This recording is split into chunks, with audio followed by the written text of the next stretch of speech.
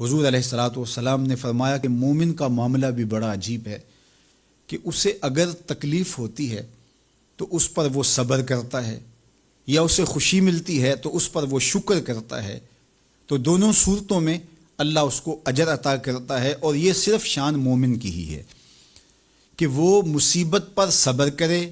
بلکہ فرمایا کہ مومن کے پاؤں میں کانٹا بھی چبھتا ہے تو اس کا بھی اس کو اجر دیا جاتا ہے، اس کے درجے بلند ہوتے ہیں، اس کے گناہ معاف کر دیے جاتے ہیں، اس کی خطاؤں سے درگزر کر لیا جاتا ہے۔ لیکن یہ مشروط ہے اس تکلیف کو صبر کے ساتھ برداشت کرنے سے۔ اگر وہ واویلا کرتا ہے، ناشکری کے کلمات کہتا ہے، تو تکلیف تو ختم نہیں ہوتی لیکن اجر زائل کر دیا جاتا ہے۔ تو اس لیے ہمیں ہر صورت کے اندر صبر کے دامن کو مضبوطی سے تھامنے کی تلقین کی گئی ہے، اور اہل ایمان کو یہ بھی سبق دیا گیا کہ جب انہیں کوئی بھی مصیبت پہنچتی ہے تو وہ کہتے ہیں انا للہ و انا الیہ راجعون، کہ ہم اسی کے ہیں اور اسی کے حضور پلٹ کے جانا ہے۔ تو یہ وہ امر ہے کہ جو ان کی طبیعت کے اندر ٹھہراؤ پیدا کرتا ہے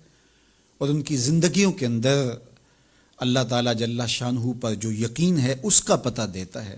اگر مصیبت کو اللہ کی طرف سے سمجھ کے مان کے صبر کیا جائے، اس کو مقدور سمجھا جائے، اس پر واویلا نہ کیا جائے، اللہ کی نافرمانی کا کوئی کلمہ نہ بولا جائے، اپنے عقیدے میں تزلزل نہ آنے دیا جائے، اپنے رویوں کی خوبصورتی کو زائل نہ ہونے دیا جائے، تو اس کا مطلب ہے کہ وہ شخص مومن ہے، اس کا یقین ہے کہ یہ اللہ کی طرف سے ہے۔ تو پھر اس کے یقین کے صلے کے اندر اللہ اس کو پھر ہدایت قلب کا چراغاں نصیب کرتا ہے۔ اور فرمایا واللہ بکل شیء علیم، اور اللہ ہر شے کو جاننے والا ہے، اسے پتہ ہے کہ کسی پر مصیبت نازل کیوں کرنی ہے، اور اس مصیبت سے اس کا امتحان لینا مقصود ہے، اس کے درجوں کو بلند کرنا مقصود ہے، اس کے گناہوں کو معاف کرنا مقصود ہے، اس کو کسی آزمائش میں ڈال کر کے اس کو مزید کندن بنانا مقصود ہے، یا اس کا کیا مقصود ہے، اس کو سزا دینا مقصود ہے، یہ اسے پتہ ہے۔ تمہارا رب تمہاری طرف آنے والی جو تکلیفیں ہیں ان کے اندر ہزارہا پنہا حکمتوں سے واقف ہے۔ یہاں یہ بات بھی سمجھنے کے قابل ہے کہ جو شخص مصیبت کے آنے پر صبر اور استقامت کے ساتھ اس سے نپٹتا ہے اور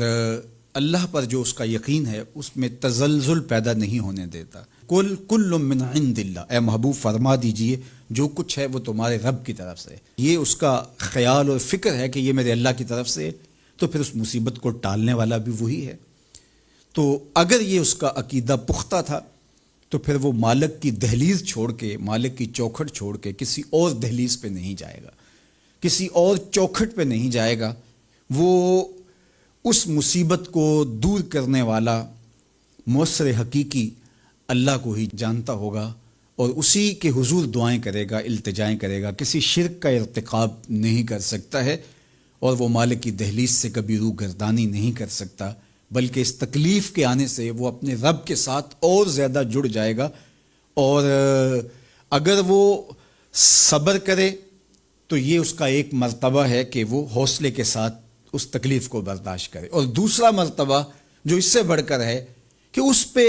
اللہ کی رضا کے سانچے میں اپنے آپ کو ڈھال لے کہ جے سونا میرے دکھ وچ راضی، میں سکھ نو چلے ڈاواں۔ اگر وہ اس بات پہ راضی ہے تو کوئی بات نہیں ہے، میں اس پہ راضی ہوں کہ میرے رب کی یہ رضا ہے۔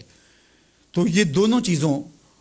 کا مل جانا، یا دونوں میں سے کسی ایک کا مل جانا، یہ اللہ کی طرف سے اس کو دیا گیا انعام ہے جو اس مشکل حالات میں